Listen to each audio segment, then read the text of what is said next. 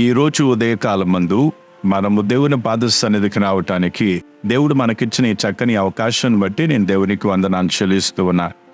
రండి, మనము ఈరోజు వాక్య ధ్యానం కొరకు యెషయా గ్రంథము 50వ అధ్యాయము 5-6 వచనాలను చదువుకుందాం. ప్రభువగు యెహోవా నా చెవికి వినుబుద్ధి పుట్టింపగా నేను ఆయన మీద తిరుగుబాటు చేయలేదు, వినకుండా నేను తొలగిపోలేదు. పొట్టువారికి నా వీపును అప్పగించుతిని, వెంట్రుకలు పెరికి వెయ్యువారికి నా చెంపలను అప్పగించుతిని, ఉమ్మి వెయ్యువారికిని అవమానపరచు వారికిని నా ముఖమును దాచుకొనలేదు. ఈరోజు మనము ధ్యానించుకుంటున్న అంశం ఏంటంటే, ఈ లోకము దూషించినప్పుడు లేదా ఎగతాళి చేసినప్పుడు వాటిని పట్టించుకొని లేదా వాటిపై శ్రద్ధ పెట్టని చెవుల గురించి మనం ధ్యానించుకుందాం. మన ప్రభు అయిన యేసు జిగటగల పాపపు ఊబిలో నశించిపోయే పాపలను వెతుకుతూ ఈ లోకానికి వచ్చాడు అనే విషయం మనందరికీ తెలుసు. మనలను రక్షించమని మనము ఎన్నడూ కూడా దేవుణ్ణి మనం అడగలేదు లేదా బ్రతిమలాడనూ లేదు. దేవుడు కృపగలవాడు గనుక ఆయన ప్రేమ చేత పాపులమైన మనల్ని వెతుకుతూ వచ్చాడు. అయితే ఈరోజు మనం చదివిన మాట లేక పైన చదివినటువంటి వచనము ఆయన ఈ భూమిపై మానవుడిగా జీవించినప్పుడు ప్రభు అయిన యేసుక్రీస్తులో నెరవేర్చబడినటువంటి వచనమని మనకు తెలుసు. ఆయన తన సొంత ప్రజల మధ్యలోనికి వచ్చాడు, కానీ ఆయనను తన సొంత వారే అంగీకరించలేదు.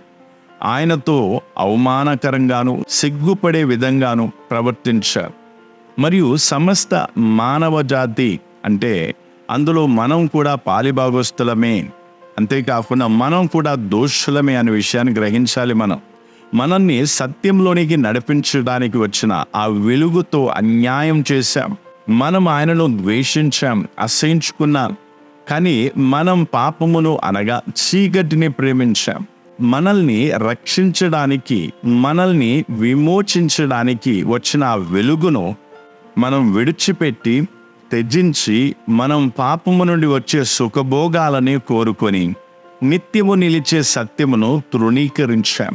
గనుక యేసు ప్రభు తన శిష్యులతో, ఈ లోకము మిమ్మను ద్వేషించిన ఎడల మీకంటే ముందుగా నన్ను ద్వేషించిందని మీరు ఎరుగుదురు అని చెప్పాను. అయితే ఇప్పుడు నీవు లేదా నేను దేవుని పిల్లలంగా మార్చబడ్డాం, దేవుని సంతానంగా మారాం. మనం ఈ లోకము నుండి పొగడ్తలను కానీ గౌరవమును కానీ ఆశింపకూడదు. ఎందుకంటే మన జీవితం వెలుగై ఉన్నది గనక. లోకము ఈ వెలుగును ద్వేషిస్తుంది. మనం సత్యాన్ని ఎంతగా ప్రేమించి ఆ సత్యములో నడుచుకుంటామో దానిని లోకము సహింపదు. లోకం మనల్ని వ్యతిరేకిస్తూనే ఉంటుంది. మన ప్రభు ఎవరికి కూడా చెడు చేయలేదు. అందరితో మంచిగా వ్యవహరించాడు, అందరికీ మంచి చేశాడు. అయినప్పటికీ ప్రజలు ఆయనలో ఎలాగైనా తప్పులు వెతకాలని చూసేవారు. అలాగే ఆయనకు వ్యతిరేకంగా మాట్లాడేవారు. మరియు ఆ కాలపు ఆత్మీయ నాయకులు లేదా పెద్దలెవరైతే ఉన్నారో వారు ప్రజలను ప్రతి సత్యంలోనికి నడిపించవలసిన వారే. స్వయాన అబద్ధపు సాక్ష్యములను నిలవబెట్టుటకు పూనుకొన్నారని మనకు తెలుసు. యేసుక్రీస్తుతోని ఈ విధంగా వ్యవహరించినప్పుడు ఆ యేసుక్రీస్తును వెంబడిస్తున్నటువంటి మనతో ఈ లోకము ఆయన కంటే ఇంకా మంచిగా వ్యవహరిస్తుందా ఒకసారి ఆలోచించండి. అయితే వారి ఎడల ప్రభువైన యేసుక్రీస్తు యొక్క స్పందన కాస్త మనం గమనిద్దాం. ఆయనను నిందించి అవమానపరిచే వారికి ఆయన జవాబిచ్చేవాడు కాదు. అలాగే వాటిని ఆయన పట్టించుకునేవాడు కాదు. వారు ఎటువంటి ఆలోచనలు చేస్తున్నారో వాటిని తెలుసుకునేవాడు. యూదా ఎటువంటి ప్రణాళిక వేస్తున్నాడు లేదా మందిరంలోని యాజకులు ఏమేమి మాట్లాడుచున్నారో అవి వినేవాడు. వారు ఎలాంటి ప్రణాళికలు వేసుకున్నారో అనే విషయాలు ఆయనకు తెలుసు. కానీ ప్రభువుని యేసు యొక్క ప్రతిక్రియ లేక ఆయన స్పందనను మనం చూస్తే ఆయన తండ్రి చిత్తానికి సమర్పించుకున్న వాడై ఉన్నాడు. అలాగే తండ్రి చిత్తము లేనిది జీవితంలో ఏది కూడా జరగదని ఆయనకు తెలుసు. ఆయన తిరుగుబాటు చేయలేదు. ఆయన ఏ ఉద్దేశంతో తన మహిమను విడిచిపెట్టాడు ఈ దూషణలన్నిటి మధ్యలో కూడా ఆ ఉద్దేశము నుండి వెనుకకు తొలగలేదు. ప్రజల దూషణలకు, నిందలకు, అవమానములకు ఆయన ఎటువంటి జవాబులు ఇవ్వలేదు. ఆయన తన చెవులను మోసుకున్నాడు. అందుకొరకే కొన్నిసార్లు విరోధులు కూడా గుర్తించలేకపోయారు. ప్రభువైన యేసు కోరుకున్నట్లయితే తన దివ్యశక్తిని కనపరిచి తన శత్రువుల నోరు శాశ్వతంగా మూయించవచ్చు. కానీ ఆయన ఆ విధంగా చేయలేదు. నీ కొరకు నిందలను, అవమానములను తానే సహించాడు. నేను లేదా నీవు దేవుని పిల్లలమై ఉన్నప్పుడు మనం దేవుని కొరకు కష్టాలన్నిటిని భరించడానికి సిద్ధంగా ఉన్నామా అనేది ఒకసారి ఆలోచన చేద్దాం. లోకము మనల్ని ఎగతాళి చేసినప్పుడు, మనపై తప్పుడు ఆరోపణలు చేసినప్పుడు వాటిని నేను ప్రభు కోసం సంతోషంతో సహిస్తున్నానా ఒకసారి ఆలోచిద్దాం. మనమందరం వెలుగు సంతానం అనే విషయాన్ని మనం గుర్తుంచుకోవాలి. లోకము చీకటినే కోరుకుంటుంది గనుక అది ఎన్నడూ కూడా మనల్ని ప్రేమించదు. లోకము మన యజమానుడైన యేసు ప్రభుని ఏ విధంగా అయితే ద్వేషించిందో మనలను కూడా అలాగే ద్వేషిస్తుందని గుర్తుంచుకోవాలి. ఒకవేళ మనము మన ప్రభువుని ఎక్కువగా ప్రేమించినట్లయితే నీలో మేము బలవంతులము కావడానికి మాకు సహాయం చేయమని ప్రార్థన చేద్దాం. ఒకవేళ మనం ప్రభువుని ఎక్కువగా ప్రేమించినట్లయితే, ప్రభువా నీలో మేము బలవంతులమై ఉండుటకు మాకు సహాయం చేయమని హృదయపూర్వకంగా దేవునికి ప్రార్థన చేద్దాం. మన చుట్టూ ఎగసిపడుతున్నటువంటి అలల ధ్వనుల వలన మనము కలత చెందవద్దు.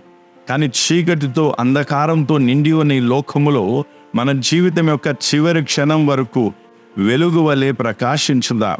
మన జీవితంలోని చివరి క్షణం వరకు మనం నమ్మకంగా ఉందాం.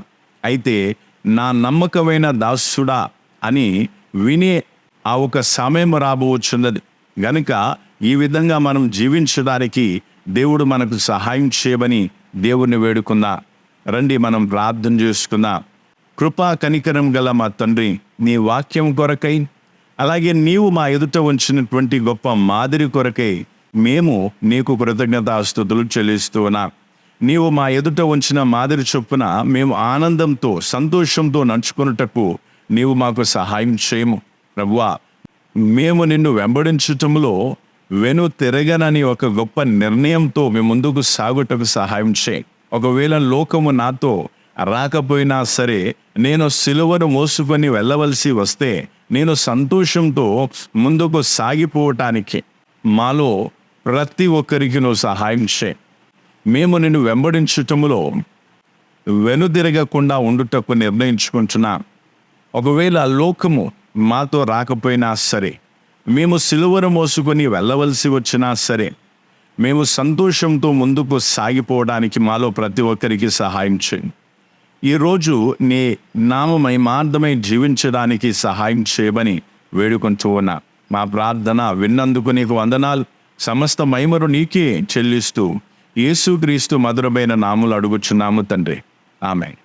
యేసును నేను వెంబడించేదను, నేను వెనుదిరగను.